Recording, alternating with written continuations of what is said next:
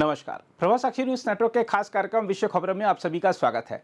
पश्चिमी प्रतिबंधों के बावजूद रूस की रक्षा निर्माण क्षमताएं कमजोर नहीं पड़ी हैं, क्योंकि उसे मित्र देशों से लगातार सहायता मिल रही है।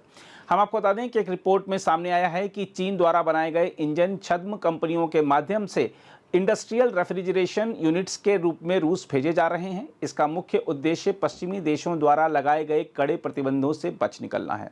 हम आपको बता दें कि रूसी हथियार निर्माता IEMJ कुपोल ने पश्चिमी प्रतिबंधों के बावजूद अपने गार्पिया AI ड्रोन का उत्पादन 3 गुना कर दिया है। 2024 में जहां 2000 ड्रोन तैयार किए गए थे, वहीं 2025 में यह संख्या 6000 तक पहुंचाने की योजना है।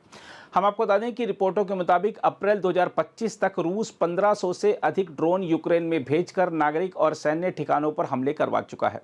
हालांकि चीन ने आधिकारिक रूप से यह स्वीकार नहीं किया है कि उसने रूस को हथियार या ड्रोन तकनीक दी है, लेकिन मीडिया रिपोर्टों के मुताबिक चीनी company Beijing Shichao international technology and trade ने प्रतिबंधित इंजनों की आपूर्ति रूसी कंपनी कुपोल को की। इन इंजनों को शीतलक इकाइयों के रूप में बताया गया ताकि चीन के भीतर यह आपूर्ति नियमों की दृष्टि से गलत नहीं लगे। रिपोर्ट के अनुसार इन इंजनों को पहले रूसी छद्म कंपनी SMP 138 और फिर LLBSS के माध्यम से कुपोल तक पहुंचाया गया।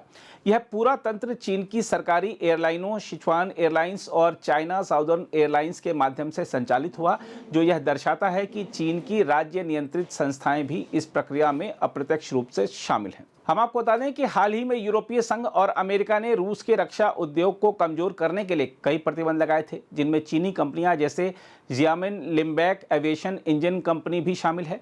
इसके बावजूद कुपोल ने शियाचाओ जैसी नई कंपनियों के जरिए ड्रोन निर्माण के लिए आवश्यक उपकरणों की आपूर्ति सुनिश्चित कर ली। इस खुलासे के बाद यूरोपीय संघ के उच्च प्रतिनिधि कोला काजास ने चीन से अपील की है कि वह रूस को सैन्य सहायता देने वाले व्यापार को रोकें। यूरोपीय आयोग की अध्यक्ष उर्सुला वॉन डोरे लेन भी इसी पृष्ठभूमि में चीन की यात्रा पर जा रही हैं। देखा जाए तो इस घटनाक्रम के कई गहरे भू राजनीतिक संदेश हैं, जैसे चीन रूस गठजोड़ एक बार फिर वैश्विक शक्ति संतुलन को चुनौती दे रहा है।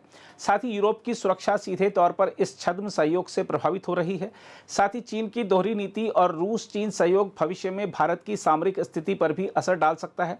इसमें कोई दो राय नहीं कि चीन द्वारा रूस को दोहरे उपयोग वाली तकनीक की गुप्त आपूर्ति केवल व्यापारिक समझौता नहीं है, बल्कि रणनीतिक सैन्य सहयोग भी है। यह रणनीति चीन की ग्रे जोन वॉरफेयर नीति का हिस्सा भी लग रही है, जिसमें वह सीधे टकराव से बचते हुए अप्रत्यक्ष सहायता से अपने रणनीतिक सहयोगी को मजबूत करता है।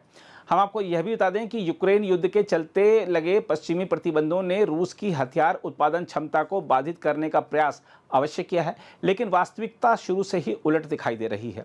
रूस न केवल अपनी सैन्य उत्पादन क्षमता बनाए रखने में सफल रहा है, बल्कि उसने ईरान, उत्तर कोरिया और अब चीन जैसे देशों से गुप्त सहायता प्राप्त कर अपने रक्षा उद्योग को और मजबूत कर लिया है। हम आपको याद दिला दें कि चीन से पहले रूस को ड्रोन्स की आपूर्ति में ईरान की अहम भूमिका रही है।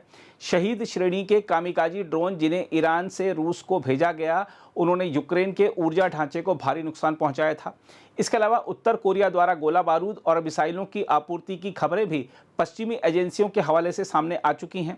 यदि यह प्रवृत्ति यूं ही जारी रही तो रूस की सैन्य उत्पादन क्षमता न केवल बनी रहेगी, बल्कि युद्ध को और लंबा खींचने में मदद भी मिलेगी।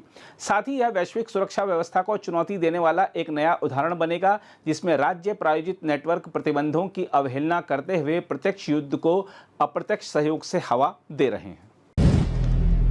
अगर आप भी लेना चाहते हैं देश दुनिया की तमाम जानकारी, तो आज ही सब्सक्राइब करें हमारे चैनल को। साथ ही नीचे दिए बेल आइकन को जरूर दबाएं ताकि हर अपडेट आप तक पहुंच सके।